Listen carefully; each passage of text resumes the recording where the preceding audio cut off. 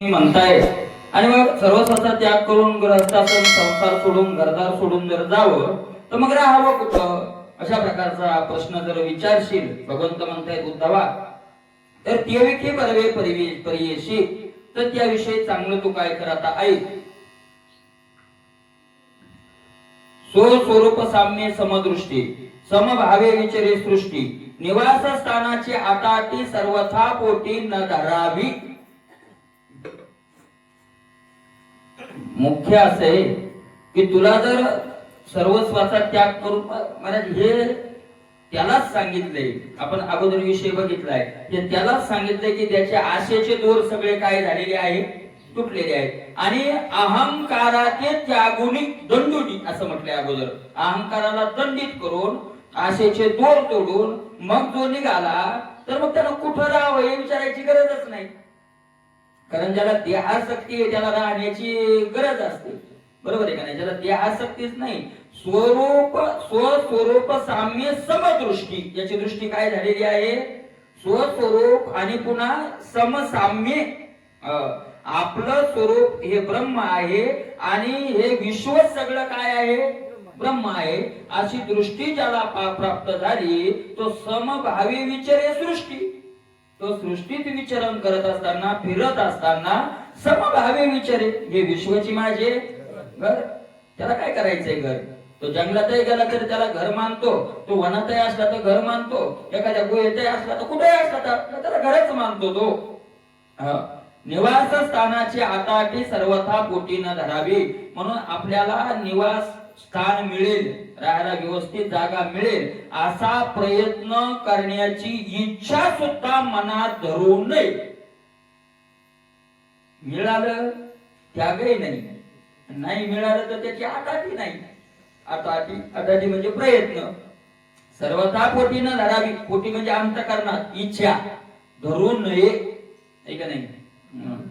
तीर्थाला जायचं तर फोनवर आधी रूम बुक करून मग निघायचं. गेल्यावर आता कुठं नाही, आपलं संकट पडतं का नाही, की गेल्यावर नेमकं राहता कुठं, आहे का नाही, असं संकट पडतं ना. सर्वथा पोटी न धरावी. माणसं पंढरपूरून आपण वापस होतो, राहायला जागा नाही हो. एवढा गर्दा झालाय की पंढरपूरला खोली मिळाली नाही. मठात जागा होती ना, एवढ्या गर्द्यात काय झोप येते का बा, निवांत खोली मिळाली. सर्वथा पोटी असं ऐक, सर्वथा पोटी न धरावी.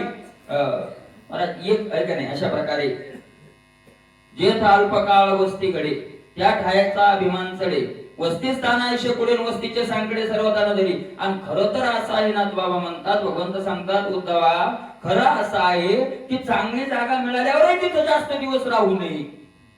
एखाद्या वेळेला राहायला मिळाली चांगली जागा, तिथं जास्त राहू नये. का, जेथ अल्पकाळ वस्ती घडे त्या ठायाचा अभिमान चढे. आसक्ती होती त्याची, अभिमान येतो, आम्ही इथं राहतो. कुठं राहतो, आम्ही आमच्या मठात राहतो, म्हणजे आम्ही आमचा मठ झाला, द्या आमचा मठ. तू मठ कोण बांधलाय, कोणाच्या नावावर आहे, त्याचा काही संबंध नाही. की तू मठ कोणाचा होऊन जातो, आमचा मठ, या आमच्या मठात. म्हणून नाही पंढरपुराचा मठ, या आमच्या मठात. आपलाय का तो. पण थोड्या दिवस राहिल्यामुळे त्याचा काय झाला, अभिमान आला, त्याची आसक्ती जडली, नाही का नाही. म्हणून वस्तीचे सांकडे, म्हणून वस्ती स्थान आयशी कुडी. कुडी म्हणजे वाईट, खरं वस्ती स्थान काय आहे, वाईट आहे. महाराज शुकाचार्याचं वर्णन करत असताना असं त्यांचं येतं की ते एका दिवसापेक्षा जास्त एका झाडाखाली राहिले नाही जीवनभर. कारण जर जास्त दिवस राहावं तर त्या झाडाविषयी प्रेम निर्माण होईल, म्हणून झाड बदलायचे दररोज, झाड. वस्तीचे सांकडे सर्वथा न धरी. म्हणून वस्तीचं संकट काही मनात आणू नको, काही चिंता करू नको. तू सर्वगत वशी, सर्वाधार सर्व देशी, ऐसा मी होऊन मज पावशी न हालता येशी निज धामा. तू सर्वागत वशी, ज्यावेळेला तू सर्वागत सर्व होशी, ज्यावेळेला तू महाराज असं तुला ज्ञान होईल की तू बोधानं सर्व रूप होऊन जाशील, की आता मी आणि हे विश्व वेगळं राहिलेलं नाही, असा सर्व देशी सर्वाधार होशी.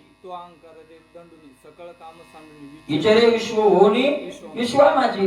आधी अहंकार दंडुनी, आणि मग विचारे विश्व होनी विश्वा माझी. त्याला काय मग महाराज, अशा प्रकारे ऐसा मी होणी मज पावासा मी झाला की मला प्राप्त होशील आणि कोणताही प्रयत्न न करता तू माझ्या निज धामाला येशील. मज निज ध्यामाने यावे होते कुशिले उद्यावे ती निज बोध स्वभावेन सोये केशवे सांगितले. कशा करता देवान हा विषय सांगितला, कशा करता हे साधन सांगितलं, तर उद्धवानं भगवंताला अशी प्रार्थना केली होती की देवा तुम्ही निज धामाला चालले आणि मला सोडून चालले तर मला सोडून जाऊ नका, मला बरोबर न्या. देव म्हणले नेता येत नाही असं कर, तू आपोआप माझ्या धामाला येतो. तुला यायचंय ना तिथं तर एवढा तुला प्रयत्न करावा लागेल, तुला मी तसा नेणार नाही. असा भाव आहे देवाचा. आणि म्हणून ते उद्धवाला सांगितलं न करता हे उपाय स्थिती सर्वथा न घडे माझी प्राप्ती. जस पुढच्या उद्द स्पष्ट सांगितलं हे उपाय स्थिती न करिता. आणि हे जर उपाय केले नाही, आता हे उद्धवाला सांगितलंय, उद्धवाचं निमित्त आहे. अरे आपल्याला वैकुंठाला जावं वाटतं, जावं वाटत नाही का? जावं वाटत नाही वैकुंठाला? नाही महाराज, नाही गेला तरी आपण लिहितो ना मेल्यावर वैकुंठवाशी. मग लिहितो त्या आपली तिथे जाण्याची काय इच्छा आहे, बरोबर आहे की नाही? वैकुंठाला आपल्याला जावं वाटतं, पण एवढं केल्याशिवाय वैकुंठाला जायला मिळत नाही हे ना मला स्पष्ट सांगतात. तोवरी आवगे संसारी, हे झाल्याशिवाय तिथं जायला मिळतच नाही. तिथं जायचं असेल तर एवढं परीक्षा पास व्हाव्या लागतात, त्यावेळेला त्या जागेवर जायला मिळतं. कलेक्टरच्या खुर्चीवर कोणाला बसायला मिळतं का? पंतप्रधानाच्या खुर्चीवर कोणाला बसायला मिळतं का? त्याला त्याचं साधन त्याला सांगितलेलं पूर्ण करावं लागतं. मला सामान्य मरक्या लोकातले जर पद फुकट मिळत नाही तर हे अमर पद आहे. फुकट कसं काय मिळत? एका माणसाने मला विचारलं होतं, म्हणे महाराज देव भक्ताची काऊन परीक्षा घेतो? अनेक ठिकाणी आलं की देव भक्ताची परीक्षा घेतो. म्हणलं महाराज एखादा चपराशी ठेवायचा तर शासन त्याची परीक्षा घेत. चपराशाची परीक्षा बिना परीक्षेचं होतो का चपराशी? एखादा चपराशी जर सामान्य मार्क्या लोकातला एक झाडून काढणाऱ्याची परीक्षा घेतात, इथं तर अमरपदी ठेवायचंय त्याला. विश्वातलं महाराज, विश्वातलं पद द्यायचं नाही, विश्वजित पर्यंत पोहोचत नाही तिथलं पद द्यायचंय. अशा प्रकारे जे पद द्यायचं असेल तर मग तिथल्या परीक्षाही तेवढ्या काय राहतील, कठीणच राहतील. आपल्याला असं वाटतं महाराज देवानं आपल्याला असं सगळं भरपूर द्यावं, वैकुंठालाही न्यावं, होत नाही, होत नाही तसं. सर्वथा न घडे माझी प्राप्ती, बस एका शब्दात मला सांगितलं माझी प्राप्ती न घडे, बाकी काही घडत. लोकमान्यता घडल, धन प्राप्ती घडल, काय घडायचं ते घडल, पण माझी प्राप्ती घडणार नाही. मग तू निज धामा प्रतिम काही शागती येशील, हे उद्धवाला म्हणलंय देवानं, आपल्याला म्हणलंय. मग तुला जर माझ्या बरोबर धामाला यायचं असेल तर तू तसा येणार नाही. तुला एवढं साधन करावं लागेल. कोणतं साधन आहे? घरच्याचा संबंध तोडावा लागेल, घरच्याचा मोह तोडावा लागेल आणि त्याचं महाराज देहाधिकाचा अहंकार खंडित करून तो अहंकार तोडून विचरे विश्व होऊनी विश्वा माझी, आणि विश्वात विचरण करावं लागेल, ते बी विश्व होऊन करावं लागेल. कुठलेही तुकोबरायचं तरी काय सांगितलं? कुठेही चित्ताशी नसावे बंधन, आहे का नाही? साधकाची दशा उदास असावी, उपाधी नसावी अंतर्बाह्य, लोलुप्यता काय निद्रे तेज निद्रेचे लय घ्यावे. भोजन करावे पोटभर, भोजन करावे परिमित. परिमित किती? परिमित किती आहे का नाही? तर परिमित शब्दाचा आम्हाला जे काय का एक लक्षात घ्या, काही रोग झालेला आहे म्हणून कमी खातेत म्हणून परिमित भोजित नाही करते, काही धकतच नाही महाराज. किती चांगला स्वयंपाक करावा, आज चपाती खाते खाऊन तुकाराम महाराज म्हणले भोजन करावे परिमित. नाही, तितक्यात जमत नाही. ही एक पायरी आहे, पुन्हा पायरी आहेत. साधकाची दशा उदास असावी, उपाधी नसावी अंतर्बाह्य, लोलुप्यता काय निद्रेचे जे नाही म्हणजे रातभर झोपला नाही म्हणजे झाला नाही तो. मला थोडस सकाळी, आता सकाळी थोडस असं आठवलं की झोप नाही येणं, रजोगुण्यालाही झोप येत नाही, तमोगुण्यालाही झोप येत नाही, सत्वगुण्यालाही झोप येत नाही. नुसत्याच परमार्थिकच झोपत नाही असं नाही, रजोगुणी तमोगुणी झोपत नाही. पण मग आपली जागृती रजोगुणी आहे, तमोगुणी आहे का सत्वगुणी आहे, हे कशावरून ओळखावं? आणि तुम्हाला सांगतो मी, आज आज म्हणजे माणूस झोपतून उठला की 5-10 मिनिटं पडून राहतो ना, लगेच उठत नाही. आपण काही केले हे नाही तसे. जो लगेच उठतो तो खरा साधक. तर ते पडल्या 10-15 मिनिटं तसं ते तिथं विचार आला तो जागृतीचा. आणि तिथं असं मला सुचलं, मी कुठं वाचलं नाही असं, पण सुचलं सांगतो तुम्हाला. कशावरून ओळखावी आपली झोप रजोगुणी तमोगुणी? महाराज, झोप येत नाही, पण धनाच्या संसार वाढीच्या आशा जर मनात त्या जागृतीत असतील तर ती रजोगुणी जागृती आहे. ही जागृती कोणती आहे? रजोगुणी आहे का नाही? आज द्वेषाच्या भावना, विकार, वाईट विचार जर मनात येत असतील, ज्या जागृती ती तमोगुणी जागृती. आणि ज्या जागृतीत विठ्ठल विठ्ठल येत असेल ती सत्वगुणी जागृती. नाही तर महाराज, सोयाबीन काढायची राहिली ना, आबाळ काढ काढायला तर त्याला रातभर झोप येत नाही. तो झाला का महात्मा? येत नाही ना, खरं नाही. अरे बाबा, उद्या माणसं येणार होते ना, येतो का काय, येतो का काय, दारी घरात थेंब तुटला का काय, आला का काय, गेला का काय, होतं ना, असं होतं ना. आपण सगळं तुमचं म्हणजे सगळ्यांचं होतं, आपलं सगळ्यांचं होतं, असं होतं ना. मग ती काय सत्वगुणी जागृती आहे का? ती रजोगुणी जागृती आहे. रजोगुणी जागृती आहे. दिवाळीच्या दिवशी एखाद्यानं 15 लाखाची गाडी आणली शेजाऱ्यानं, म्हणून एका रातभर झोप नाही आली. ती काय तमोगुणी जागृती आहे, ती झोपत नाही आली. कशी गाडी आली, कशी कशी कशी अरे पूजा, अरे ती तमोगुणी जागृती आहे. ती काय सत्वगुणी जागृती आहे का? ज्या जागृतीत का त्याचं ज्ञानेश्वरीचं पडल्या वव्याचं चित पडलेलं आहे, पण मनात एखादं प्रमाण गोळायलंय, माझा मनात एखादी ओवी चिंतन चाललंय, मनात विठ्ठलाचं चिंतन चाललंय, पडल्या तो पंढरपूरचा ध्यास करायलाय, तर ती जागृती कोणती आहे? सत्वगुणी जागृती. नाही तर काही माणसं महाराज किती रातभर जागले तरी ती जागृती सत्वगुणी म्हणायचं कारण नाही. आणि रजोगुणी तमोगुणी जागृती नरकाला नेते, सत्वगुणी जागृती देवाकडे नेते. म्हणून कोणतीही नुसता जागा राहिला म्हणजे त्याच्यात काही अर्थ सांगण्याचं कारण नाही, अशा प्रकारचं आहे. हे एवढं करावं लागतं, आहे का नाही? लोलोप्यता काय निद्रेते जे नावे, भोजन करावे परिमित. अशा प्रकारे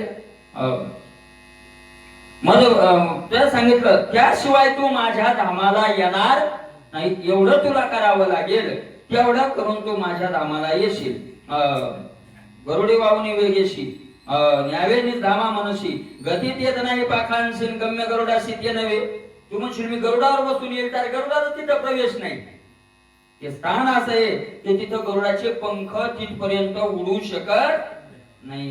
गरुड अलीकड, गरुड तरी मायेतलीच पंख आहेत ना ते. महाराज काय नाथ महाराजाची संताची बुद्धिमत्ता. गरुडाशी गती नाही म्हटलं, तिथं गरुडाच्या पंखाशी गती नाही. गरुड आत्मस्वरूपानं तिथं जाईल, पण गरुडाचे पंख, मायेतले पंख तिथं पोहोचत नाही. गरुडाच्या पंखाशी गती, देह पंख म्हणजे देह. गरुड देहानं सुद्धा तिथं येत नाही, देह मायेतला आहे. अशा प्रकारे अलीकडला आहे. सांडोनी उभय पक्षाशी, मग गरुड कधी येईल तिथं? गरुड कधी येईल? ऐका, सांडोनी उभय पक्षाशी, साधक पावती मद्रूपाशी, दोन्ही पक्षाशी सांडोनी. अंतर उपाधी आणि बाह्य उपाधी घ्या. अंतर बाह्य हे दोन्ही पक्ष सोडून साधक माझ्यापर्यंत तिथं येतात. पक्षाभिमानाशी गरुडाशी गमन त्याशी ते नेणारे, त्याच्या पंखाचा अभिमान आहे म्हणून गरुडाला तिथपर्यंत गती, म्हणून गरुडे तुला तिथपर्यंत आणणार नाही. मनशी न्यावे घेऊन खांदी, मग खांदाची नाही त्रिशुद्धी.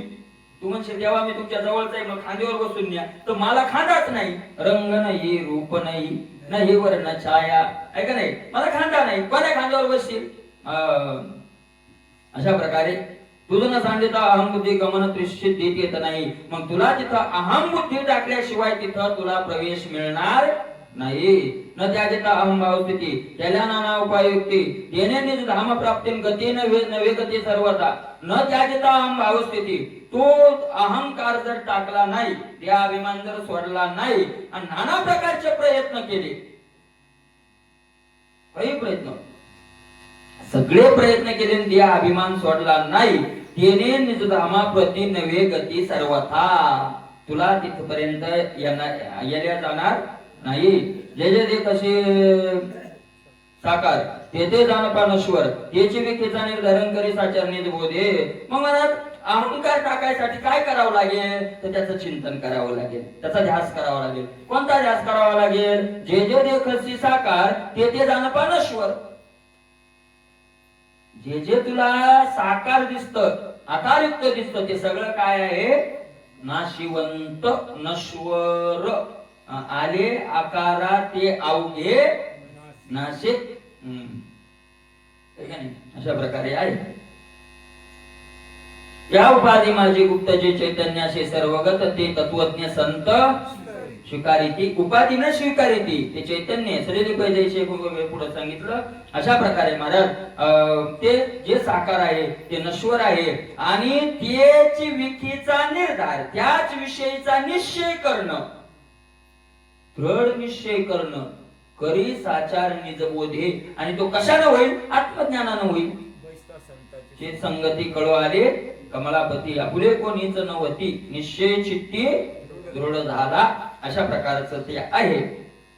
त्याच्यात येते ऐका नाही, ज्ञान मार्गानं जाणारे आणि भक्त मार्गाने जाणारे भक्त हे खोटंही म्हणत नाही आणि मिथ्याही म्हणत नाही, फक्त भजन म्हणतात.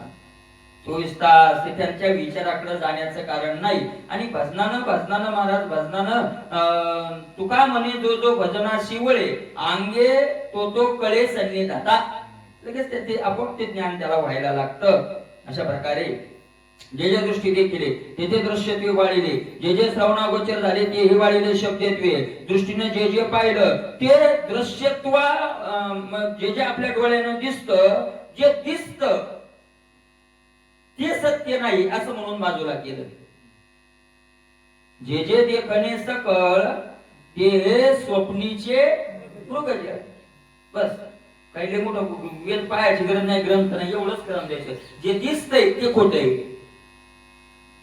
जे दिसतंय ते खोट आहे. काय काय दिसतंय?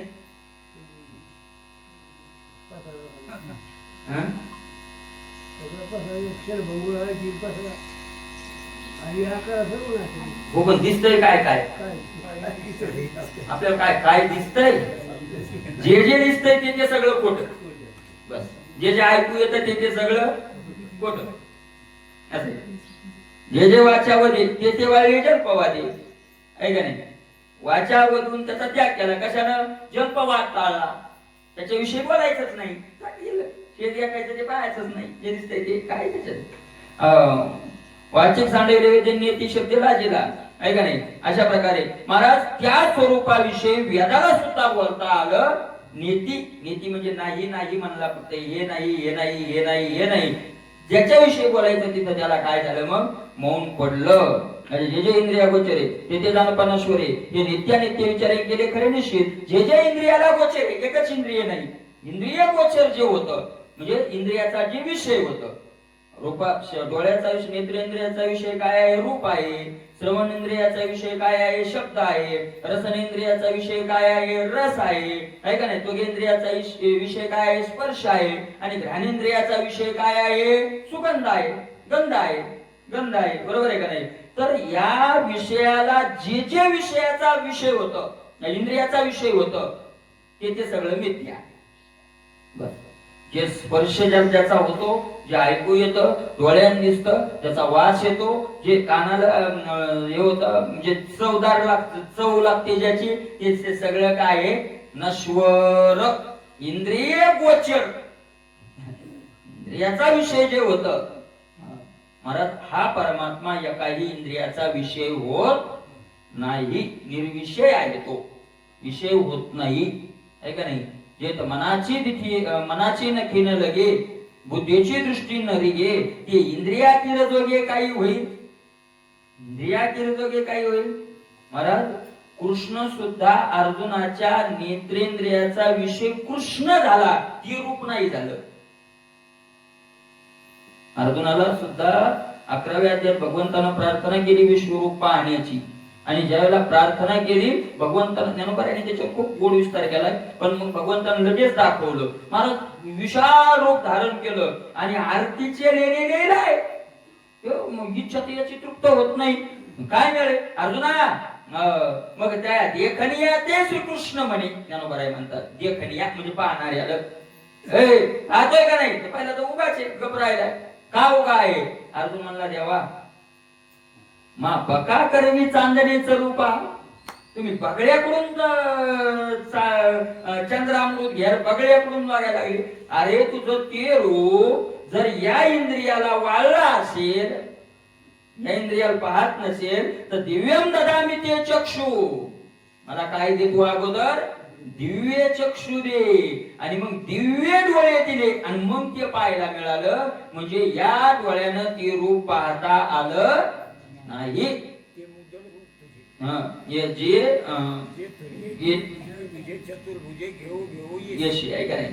देव कार्याचे व्याजे, देव कार्याच्या निमित्त अशा प्रकारे रूप दाखव. पण ते दाखवायला मग काय द्यावं लागलं? दिव्य डोळे द्यावे लागले. अर्जुनाला सुद्धा ते कृष्ण पाहता आला. अवतार होता, अवतार होता, ते नाही पाहता आलं. म्हणून जे डोळ्यानं दिसतं ते नाही, ते दाखवायचं असेल तर देव त्याला काय देतो? मग दिव्य दृष्टी देतो. म्हणून ज्यांनी भगवंत पाहिला, महाराज त्याच्याजवळ 1000 माणसं असली तरी 1000ला दिसत नाही तो. ज्याला रूप दाखवायचं ते एकालाच काय होतं ते दिसतं. अशा प्रकारचं आहे. या डोळ्यांनी इंद्रिया गोचरे ते दानपा नश्वरे, हे इंद्रिया गोचर ते नश्वर, हे नित्यानित्य विचारे केले खरे निश्चित. आणि कशाने खरं केलं? विचारे. कोणत्या विचारे? नित्यानित्य विचारे. नित्य काय आणि अनित्य काय तैसे विचारिता निरसले, मग ते प्रपंच सहज सांडवले, मग तत्वता तत्व उरले ज्ञानी अशी विचारिता. विचारिता कोणाला विचारिता? बायकोला. विचारिता शब्दाचा अर्थ आहे विचार करिता. विचार करिता. कोणता विचार? पुन्हा नित्या अनित्याचा विचार. विवेकाची व्याख्या काय आहे? काय विवेकाची व्याख्या विचार सागरात?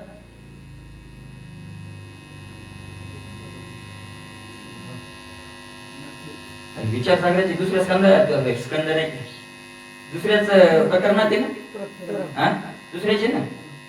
मग योग्य अयोग्याचा निवाडा ज्या विचाराने केला जातो त्या विचाराला विवेक असे म्हणतात. बरोबर आहे का नाही? योग्य अयोग्य म्हणजे नित्य आणि अनित्य याचा निवाडा ज्या विचाराने केला जातो त्या विचाराला काय म्हणतात? विवेक. आणि हे विवेकानं केलं म्हणून महाराज विचारिता निरसले ते प्रपंच सहज सांडवले. हा विचारोनी अहंकार सांडिजे, मग असतीच वस्तू हे जे तरी आपली स्वस्ती सहजे आपण केली. अशा प्रकारे विचार. म्हणून विचार महत्वाचा आहे. विचार नव्हे नर खरं तो तैसा, असं म्हटले तुकोबारायांनी. कोणते तुकोबाराय? तेच तुकोबाराय म्हणतात विचार करिता वाया जाय मूळ, वाया जाय काळ. लटिके ते मूळ उपाधीचे फजितीचे. कोणता विचार? संसाराचा विचार करता फुकट काळ जाय. दोन्ही तो नाही माणसं म्हणतो तुम्हाला विचार करीत नाही, असा माणूसच नाही. 24 तास झोपत विचार, स्वप्न पडायले ते विचाराचेच पडायले, नाही का नाही? जरी ते खरं असेल पण तो विचार करता वाया जाय काळ. काळ काय होतो? मग तो वायाला जातो. अशा प्रकारे तो हे नित्यानित्य विवेक जानपा नित्य माई एवं मायामय हालोकन करी संकल्प सृष्टी ते. बरं आता नित्य आणि अनित्य याचा जो विचार, जो विवेक, तो विवेक तरी खरा आहे का? मग तोही माईकच. हे माईक म्हणजे मायेतलाच घटक, पण तो तिथपर्यंत कामी. तिथं गेल्यावर मग त्याचंही काय नाही, काम नाही. ऐका नाही, तिथपर्यंत नाही. काय जोडून ठेवला सखा जो आगविया भूमिका सवे चाले, आहे का नाही? जोडून ठेविला सखा. सगळ्या पायऱ्या तो बरोबर आहे, पण तिथे गेल्यावर मग तोही माईक ठरतो. एवढं मायामय हा लोक, हा सगळा लोक काय आहे? मायामय. विवेकही माईक आहे, मिथ्या आहे, पण आपल्या करता नाही बर का. नाही तर आपण म्हणून बस जमला आता विवेक आहे जर मिथ्या आहे तर मग आपला विवेक आहे काय? आता नाही, आता नाही, आता नाही. अहो मला सांगा, एसटीत बसून लोणारला जायचंय, लोणारला गेल्यावरती एसटी मिथ्या आहे का नाही त्याच्याकरता? पोहोचल्यावर म्हणजे पोहोचल्यावर माईक आहे, सुरुवातीला नाही. फुकट कोण नेलं जात नाही पुढे. फुकट जात नाही, कारण काम संपलं. अशा प्रकारचं आहे माईक. आणि करी संकल्पे सृष्टी ते संकल्पे माईक करी, असा संकल्पच कर की सृष्टी काय आहे, माईक आहे, मिथ्या आहे. जेवढा ते तसे संसार तेवढा माईक व्यवहार, हा ओळखतो साचरण धैर्य निर्धार धरून. आणि धैर्यच रक्त महाराज आलं धीरतो कारण. त्याचं मुख्य मूळ काय आहे? धैर्य. महाराज एक सांगा, एक लक्षात घ्या. आता मी आहे, तुम्ही आपण तर आपल्याला जास्त ज्ञान असो का नसो, पण इतकं तर ज्ञान आहे का नाही, यातलं आपल्या कोणी कामी येणार नाही, याच्यातला आपलं काही संबंध नाही. आपल्याला भगवत प्राप्ती याच देवीकडे देवाचे भजन हे सगळं आपल्या विचार आहे का नाही, तरी आपण संसाराला लात मारून भजन करू शकत नाही. याचं कारण काय? धैर्य नाही. इथं कुठं कमी पडलोय आपण? धैर्य. ज्ञानोबरायांनी याच्यावर दृष्टांत दिलाय. ज्ञानोबराय म्हणतात सूर्य निघलेला आहे, डांबरी रस्ता तयार आहे, पाय धड धाकते येत, पण चालायला धैर्य लागतं. रस्ता चांगला आहे, डांबरी रस्ता आहे, सूर्याचा प्रकाश आहे, आणि पायही टोंगळे गिंगळे दुखायलेले नाही, तरी चालायला काय लागतं? धैर्य. म्हणून आपल्यासारखे माणसं सदाशिव, जुनी माणसं नाही बरं का, जुन्या माणसं इकडे धैर्य चालण्याचं. आपल्यासारखे माणसं, महाराज तळणीला सकाळी 10 उतरला, 4 वाजले, ऑटो नाही लागला, तरी आपण बसून राहतो का नाही? म्हातारा झालेला नाही, पाय चांगले आहेत, रस्ता माहितीचा आहे, आणि दिवसाचा राज्यात सोडून द्या, पण दिवसात आहे तरी घरा लोक येत नाही. महाराज तर 3दा चक्र झाले असते इतक्या टाइमात पायी पायी. नाही आता जुने माणसं तळीवर उतरली ती वाटच पाहत नाही, एवढ्या गाडी जिथं लागली तिथून बसून जाऊ. चला, त्याला काय लागतं? धैर्य. हा, तिथं काय लागतं? धैर्यच लागतं. धैर्य. धैर्य जर नसेल आपल्याकडे काय कमी पडतं? मग धैर्य. आणि तेही धैर्य लागतं सात्विक. पुन्हा त्याच्यात 3 प्रकार ज्ञानोबरायांनी केले: राजस धैर्य, तामस धैर्य आणि सात्विक धैर्य. त्याच्यात आहे महाराज घरदार फुकून दारू पिणाऱ्याकडे धैर्य नाही का? सोपं आहे काय? आपल्या संध्याकाळी जर महाराज तेलाची अर्धी कॅन असली आणि पैसे नसले ते संपल्यावर काय करावं? अरे महिनाभर पुरती ना, आणि त्याला संध्याकाळी खायला नाही, लेकरा बाळायला दिवाळीचा बाजार नाही, तरी सगळा तरी कशामुळं? धैर्याचे ना. पण ते तमोगुणी धैर्य. महाराज आपल्याला 5,000 रुपये व्याज मिळेल या एवढ्या आशेनं एखाद्याला लाख रुपये द्या, धैर्य लागतं का नाही? फुकट फुकट फुकट आहे का? लाख रुपये दे ना, लाख रुपये दुसऱ्याला अंगावर फेकणं सोपी गोष्ट आहे काही?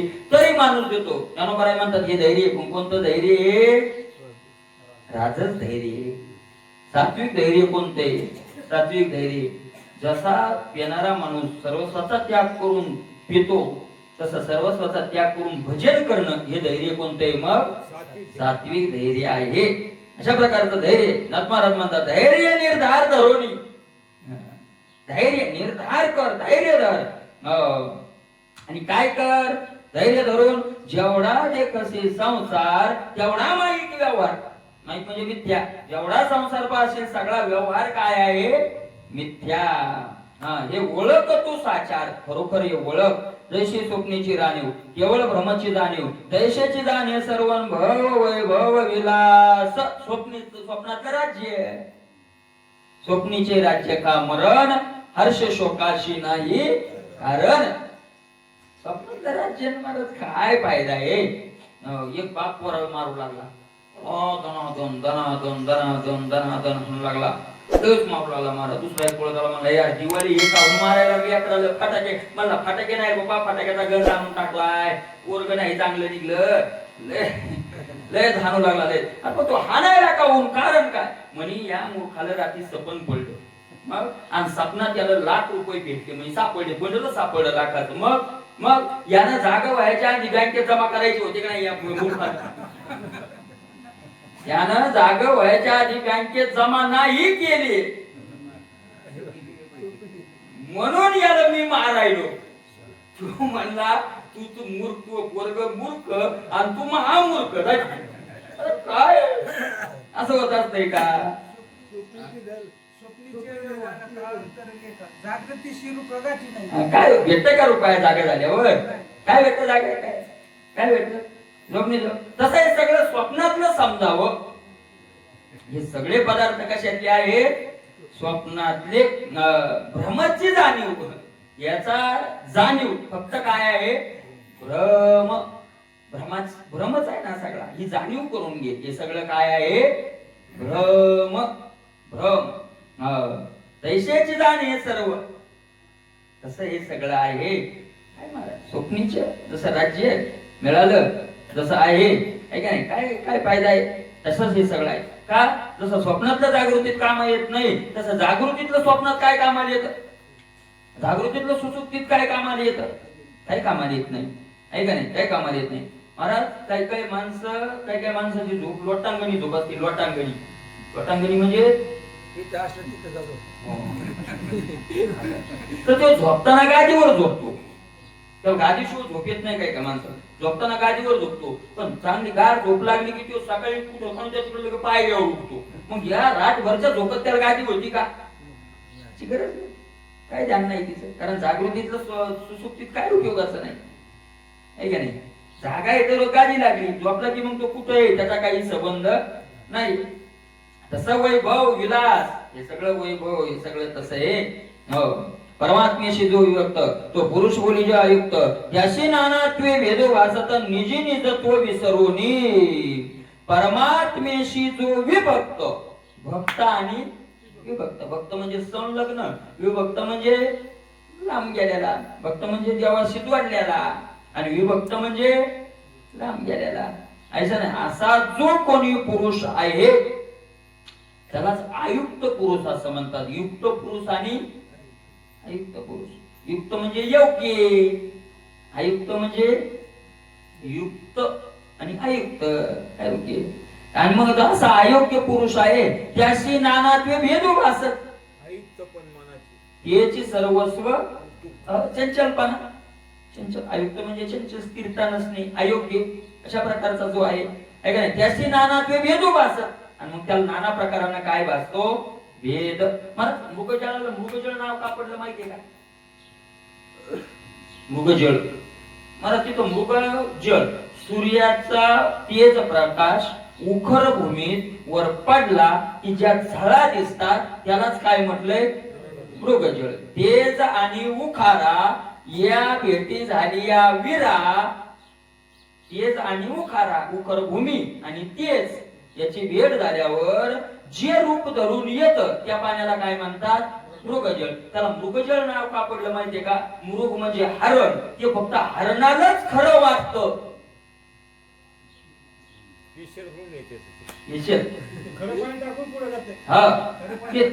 पुढे जात त्याला आपल्या खरं वाटतं का मृगजळाचं पाणी?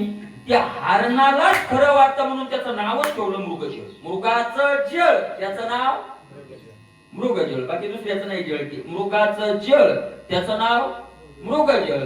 तसा अज्ञानाचा संसार. जसा मृगजळ मृगाचं तसा संसार कोणाचा? आपल्यासारख्या अज्ञानांचा.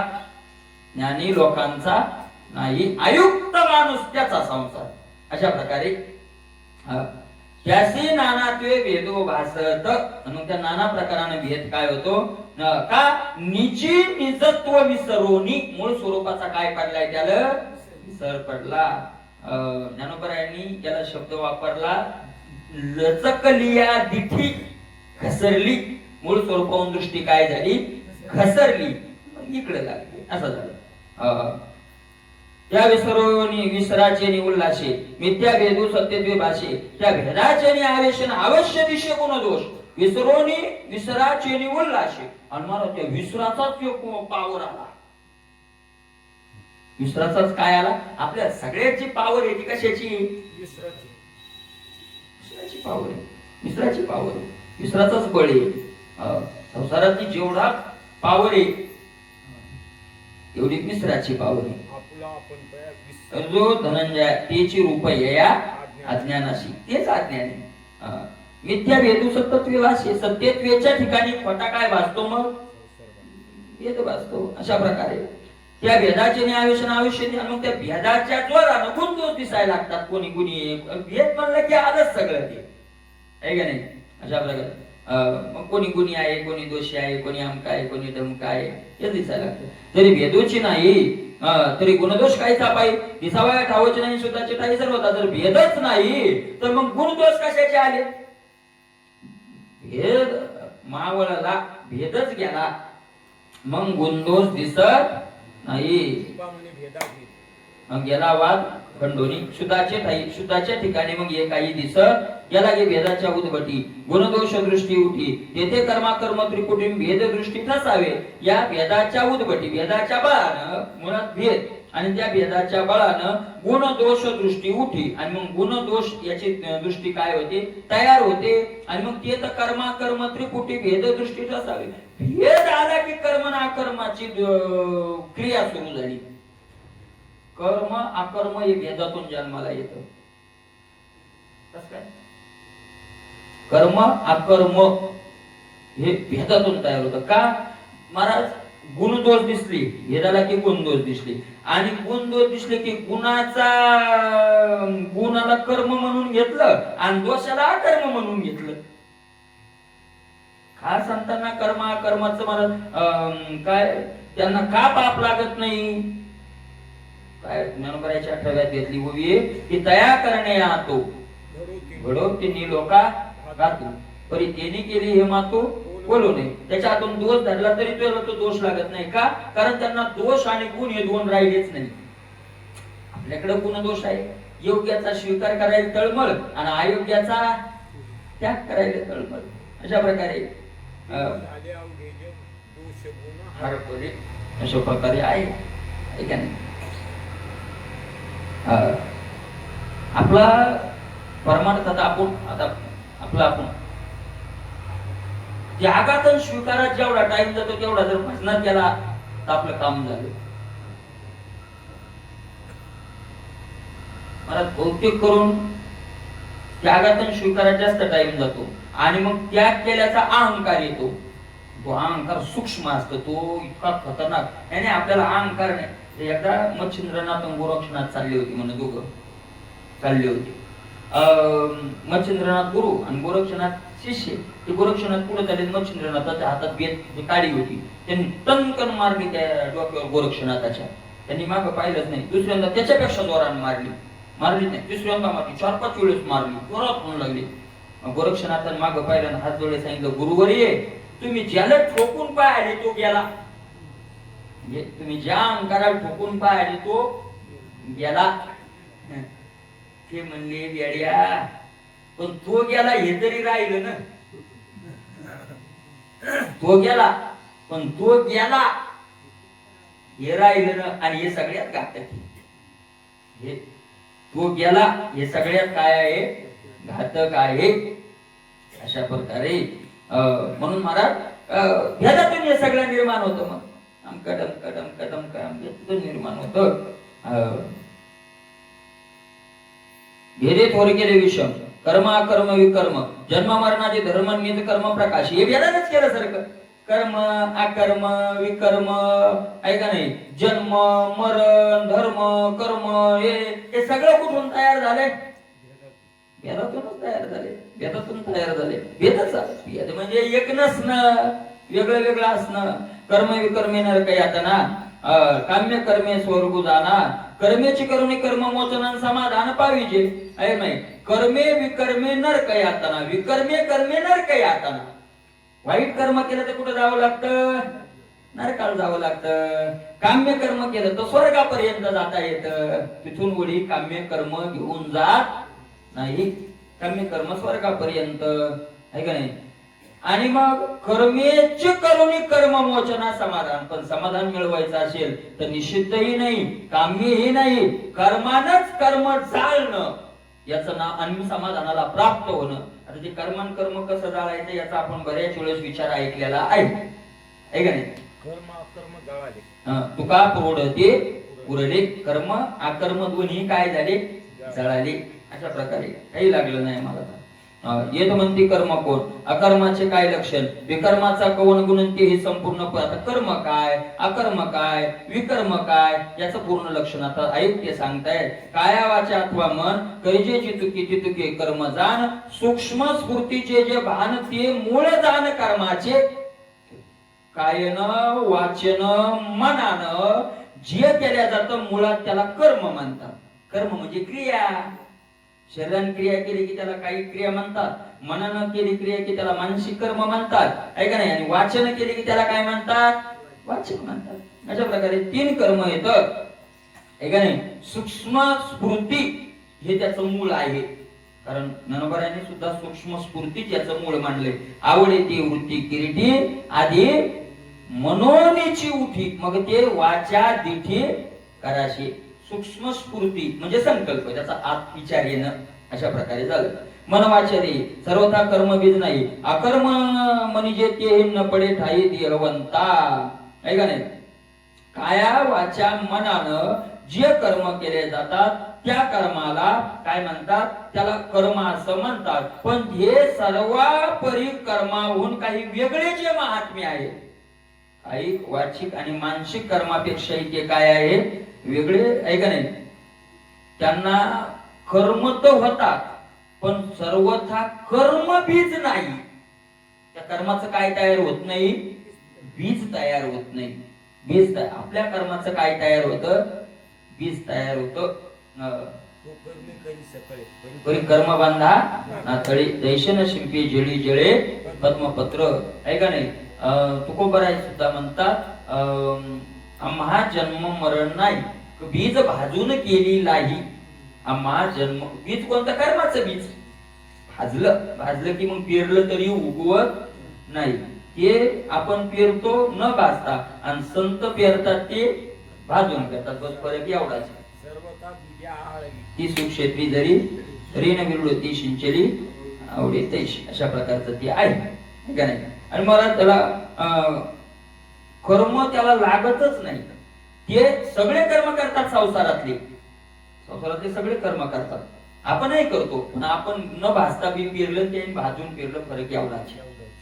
अशा प्रकारचं म्हणून त्यांचं निघत नाही. आणि आपलं लागून दीपा आपलं पाहिली बरगू पेरली ती पोत बरोबर.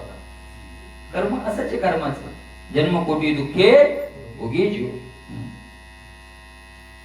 अशा प्रकारे त्यांना त्या कर्माचा तिथं लागत नाही.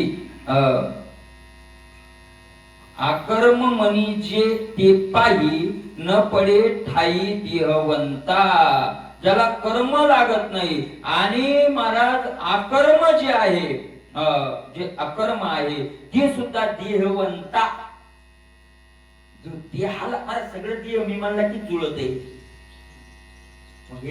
आपल्याला जे पापाचा डोंगर,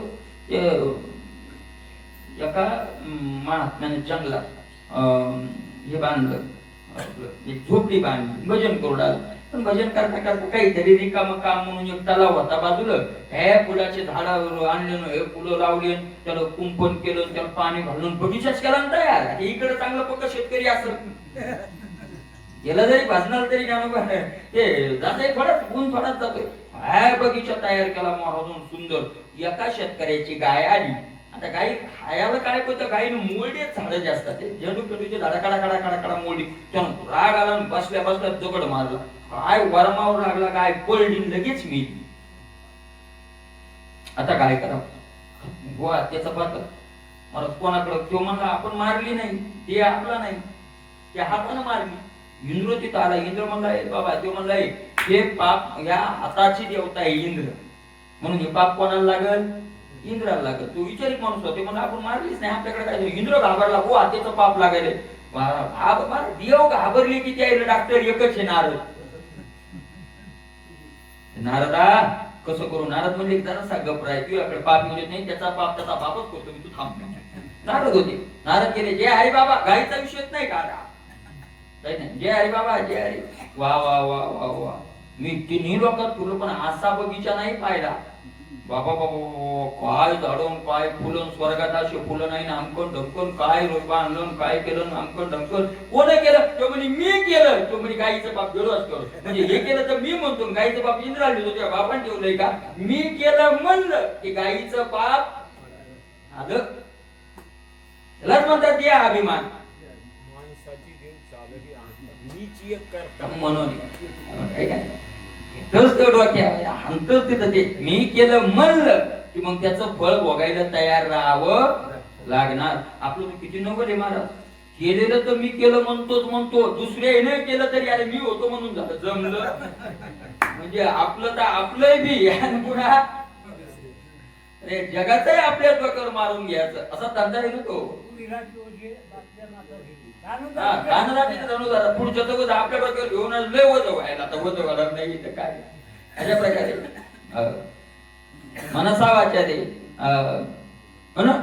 देहवंताला हे सगळं कोणाला लागतं जे कर्मा वेगळे सर्वांगे जे कर्मता लाविता न लागे जे नवे कर्मटा जोगेन ते जाण सवय घ्या मग कर्मा वेगळे सर्वांगी सगळ्या अंगाने त्या कर्मापासून काय आहे जे वेगळे झालेले आहेत ते जे कर्म लाविताही न लागे लावायचा प्रयत्न केला तरी कर्म त्यांच्याकडे लागत नाही अशा प्रकारचं ते आहे आणि अशा कर्मठ जे आहेत म्हणजे कर्माचं साधन करणारे त्या कर्माच्या जोगे ते होत नाही सर्व विधी निषेध जोड पाडे जे विशेष कर्म वाढे विकर्म त्या ते म्हणणे घडेन गडे पर्यायाचे आता महाराज विकर्म कशाला म्हणावं विधी निषेध जोड पाडे विधी मला कर्म करताना विधी पाळावा लागतो आणि निषेधाचा काय करावा लागतो पालन करावं लागतं नुसतं विधी पाळून चालत नाही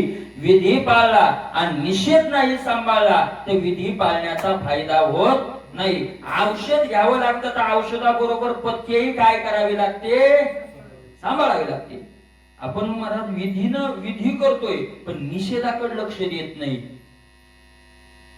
पण विधी करतोय पण निषेधाकडे लक्ष देत नाही आपण काकडा म्हणतोय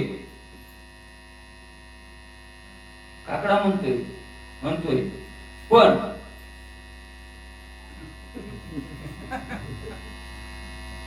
जोडपाळी नाथ महाराजांच्या जोड महाराजा विधी निषेधाचा भजनही म्हणणं चालू आहे द्वेषही मनात चालू आहे विधी सांभाळला पण निषेध नाही पाळता आला विधी पाळून चालत नाही विधी निषेध जोड पाळी पाळी म्हणजे बरोबरी त्याच्या जोड दोन्ही बैल काय लागतात ते गाड्या बैल होत्या ना आपल्याला माहितीये गाड्या बैल त्या गाड्या बैलाचे दोन्ही चाक सारखे लागते तर एक बाळ चालत नाही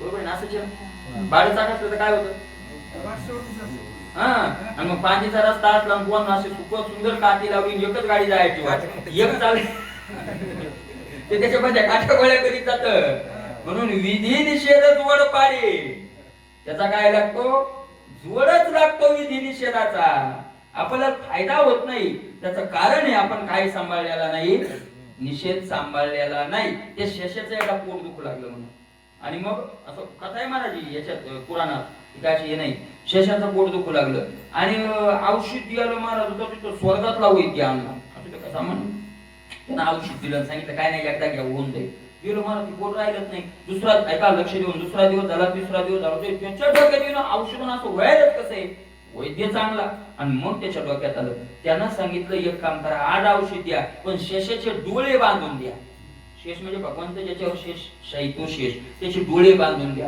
आणि डोळे बांधून औषध दिलं एका औषधाचं पोट राहिलं ना तेव्हा त्याला विचारलं त्यांनी याचं काय कारण त्यांनी सांगितलं मी औषध देत होतो ऐका लक्ष देऊ आणि त्या औषधाच्या वाटीकडे शेष पाहत होता म्हणून शेषाच्या डोळ्यातलं विष त्यात उतरत होतं म्हणून औषधाचा पावर नाहीसा होत होता डोळे बांधल्यामुळं ते विष न उतरल्यामुळं फायदा झाला तसं आपल्या औषधाची वाटी हातात आहे पण द्वेषाचं निंदेचं तिरस्काराचं विष त्याच्यात पडल्यामुळं आपल्याला काय होत नाही फायदा जोड पाळे याचा काय लागतो जोड लागतो, जोड विधी निषेधाचा जोड. नाटाचा अभंग घ्यायची गौरवाच्या औषध जन्म जरा तुके व्याध अनेक काही नवे अनेक काही नवे बाद तुकोबराने निषेध कोणता कोणता असावा, कसा असावा याच्यावर गाथा भरपूर. सगळा अभंग तसा आहे. भरपूर. दुसरा एक अभंग आला महाराज. इतुरे करी बलत्या परी परद्रव्य परनारी सांडूनी अभिलाष अंतरी वरती व्यवहारी सुखरूप न करी दंभाचा सायास शांतीराये बहुवस जीवे शेवी सुगंध रस न करी आळस आळस राम नावी जनमित्र होई सकळाचा अशुभ न बोलावी वाचा दुसंग न धरावा दुर्जनाचा करी संताचा सायास. विधी निषेधाचा अभंग. विधी हे सांगितला आणि काय सांगितला, निषेधही सांगितला, निषेधही सांगितला. कळशी देवा विना आज अवघी होईल निराश. तृष्णावाढविषयी बहु म्हणजे तृष्णावाढविषयी हा निषेध आणि देवाची आस दर्शी हा विधी. विधी आणि निषेध जोड पाडे प्रकारचा जोड आहे. आणि मग जेत विशेष कर्म वाढे. आणि मग महाराज तो निषेध विधी निषेध नाही सांभाळला नाही. एक सांगायचं, एक तर बैल घरी लागल ना तेव्हा त्याला जोड लागल. ते हसतील लोक आम्हाला म्हणतील तुम्ही काकडा करता आणि काय कामी त्याच्यासाठी. एक तर लागल ना भजन आधी, भजन तर करावं लागल मग निषेध असं काय खरं असेल. आपल्या याच्यावर बऱ्याच वेळा विषय झाला.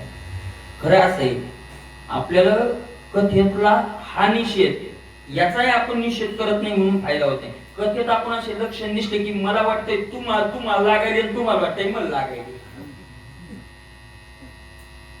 ह्यो निषेधच कथेतला. महाराज कथेतला विधी आहे ते सगळे लक्षण आपल्या अंगावर घ्यायचे.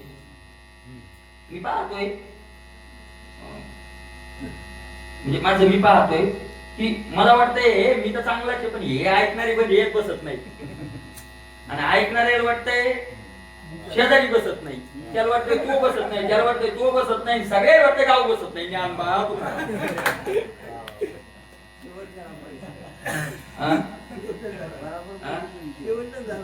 निषेध आहे नाही खरे, निषेध आहे हा.